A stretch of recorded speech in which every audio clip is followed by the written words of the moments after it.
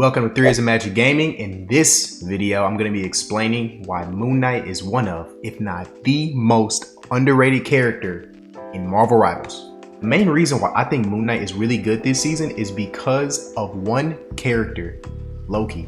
Everybody says that Loki is the best support in the game. He's so versatile, he can heal and do damage. His ultimate can be anything you want it to be, but he is Moon Knight's fodder.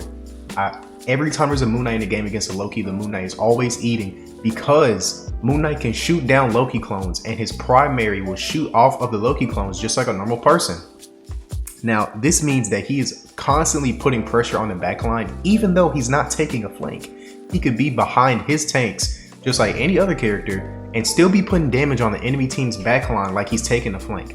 He can also do the same thing with Namor squids, which usually Namor is standing right next to or like around his squid's area, which means he's putting damage on Namor without even needing to aim at Namor. I do think it's one of the most underrated parts of his kit. His primary bounces off Namor squids and Loki clones. It does not bounce off Rocket ultimate. And Daddies, get on that. Speaking of Rocket's ultimate, another thing that Moon Knight's really good for is destroying deployables like shields, Rocket ultimates, Invisible Woman ults. And the reason why is because his ultimate does insane damage, especially if you combine it by hitting an Ankh in the middle and forcing all the enemies into the middle of it. Usually he can take down at least 2 or 3 people with that, and just 2 or 3 picks is enough to win a team fight 90% of the time. Moon Knight is also really good against tanks that don't have shields, like the Thing, Thor, and Penny Parker. The reason why is because usually a team is supposed to stand behind their tanks unless they're, unless you're in bronze lobbies. A team is supposed to stand behind their tanks, which means they're getting constantly damaged from Moon Knight shooting at their tanks. This also is really good ult charge for Moon Knight because the tanks don't have any self-defense against his weapons, which means that in under a minute, Moon Knight is always going to have his ult. Now, why do people even say that Moon Knight is a low skill character in the first place? The reason why I think people say this is because his ultimate is a really fast charge and there's 2 buttons to get a really easy team wipe with, and it's because of his Ankh ability. And I disagree heavily. For one, his Ankh is not as good as people say it is. Now, why do people say that Moon Knight's Ankh is good? It's a 7-meter deployable that when he throws on the ground, anybody standing in its radius will get hit by his primary if he's aiming at them or not. That does sound really good, right? Until you realize the Ankh only has 75 health. That is absolutely nothing. Most characters can only have to press the button 1 time to take out a Moon Knight Ankh. It really just depends on if your team is paying attention and will actually shoot them down.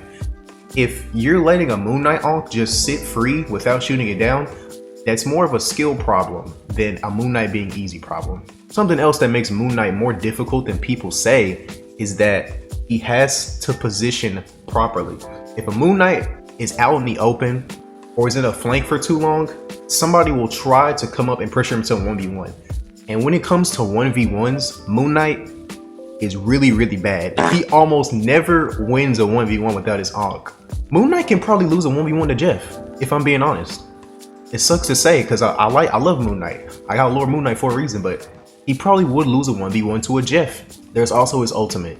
Yes, it does a lot of damage if you're standing in the middle of it, and yes, Moon Knight can use his Ankh to pull people towards the middle, which is pretty much a death sentence if you're under 300 health. But if you have a support ultimate like Luna or Cloak and Dagger, or maybe even Mantis in some situations, do I think that his ultimate is bad? No, I actually think it's one of the best in the game. I do think it's one of the best in the game. And I also think that that part of his kit is really easy to use and master. But that does not mean that Moon Knight himself is an easy character or 3-star rating is fraudulent. Now, how do you properly utilize a Moon Knight on your team? For one, I really think a Moon Knight can excel with characters who are good at delivering final hits, like Captain America, Magic, any diver, to be honest. Those characters are really good paired up with a Moon Knight because he does so much pressure damage. It's gonna exhaust support cooldowns, and then a Captain America or Magic or Iron Fist can just come in, finish the job for the Moon Knight, and rank up a whole bunch of final hits. Now, how do you utilize a Moon Knight on your team?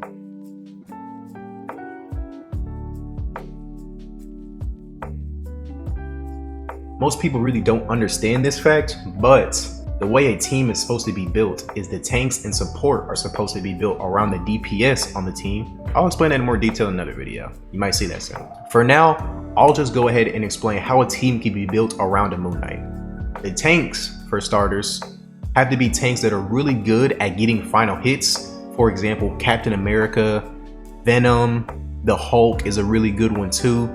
Those guys are all super nice at getting into the enemy backline or like towards the squishies where Moon Knight's doing the most damage and just finishing off anybody that Moon Knight has forced to use their cooldowns. On the DPS side are characters that do really good burst damage like Hela, Star-Lord, Magic, Black Panther are all good when you have a Moon Knight on your team. All of those guys do insane burst damage or quick spurts of damage that Moon Knight can take advantage of and get some final hits while the supports are trying to come together and survive. And finally, the supports that are good with Moon Knight are Rocket, Luna Snow, and Cloak and Dagger. Obviously, Cloak and Dagger for the team up. Moon Knight's team up with Cloak and Dagger really isn't that good. It's super situational and most of the time doesn't even really do anything. But an on-command healing spot is useful in some cases. There's also the fact that Cloak and Dagger can put their own bubble down, so when combined with Moon Knight's ultimate, it's sort of like a mini Cloak and Dagger ult. But you know that you can combine those, but now you do. Luna Snow Snowflake is also really good for Moon Knight because if it's put onto him, he can take a flank and still be relatively okay without, needing to be constantly watched. Now, here are the 3 characters that I think Moon Knight does the absolute best with. Number 1 is the Thing. The Thing can shut down mobility, and if you combine the Thing's Earthbound effect with a Moon Knight Ankh, nobody can escape it. It's absolutely insane how many kills a Moon Knight can get if he has a Thing on his team. Another character that Moon Knight is really good with is Magneto. A Magneto bubble when Moon Knight's about to ult can let Moon Knight take a riskier angle without immediately getting taken out while he's trying to pop ult. The reason why that's good is because if Moon Knight is allowed to take riskier angles while he has a Magneto bubble up, he can have a higher chance of taking out the entire backline and not just 1 or 2 people with his ultimate, which is always way better for a team fight.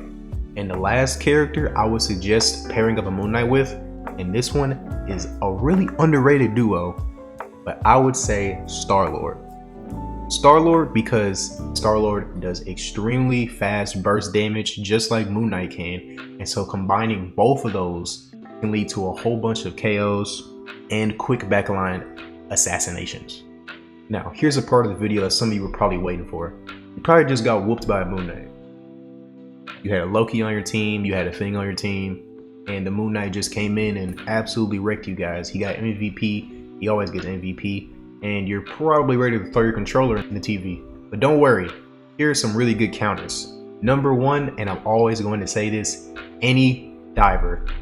Anybody that can get in and dive on a Moon Knight immediately has a 95% chance of getting him every single time because Moon Knight sucks in 1v1s. Some other good divers are the Hulk, Venom, Captain America, Mantis, Cloak. All of those guys are really good against Moon Knight. Somebody else that you can use against Moon Knight and get really good value is Flyers.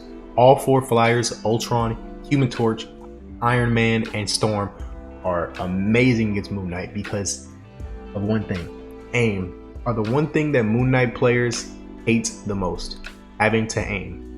Aiming at a flyer with a hit scan is already kind of difficult, but aiming at one with a projectile character like the Moon, usually not gonna work well. Out of the 4 Flyers, I would really recommend Storm because she has a automatic AoE damage lightning bolt that does crazy damage against Moon Knight. And the other guys, they just don't take him out as fast as Storm can. And on support, like I said before, I would recommend Mantis and Cloak. Both of those guys can be used as dive supports. Usually you wouldn't want to use them like that because you need to protect the rest of your team. But if you do get into a situation where Moon Knight tries to come up at you and take you out face to face, then hit him with a sleep, 2 headshots, he's done. Well, that's the end of the video. I hope you guys enjoyed it, and I also hope that you have realized that Moon Knight is not the trash low skill character that you think he is. And he's actually a really good pick to counter this season's meta and to counter the metas in the seasons coming up. If you enjoyed this video, make sure you hit that like button, subscribe to our channel, and leave some comments on this video explaining your point of view of my points, and if you think there are some things that I got wrong or some things that or some things you would want to add to the video. Also, make sure to follow us on Twitch. We do live streams of video games almost every single day. 3 and out.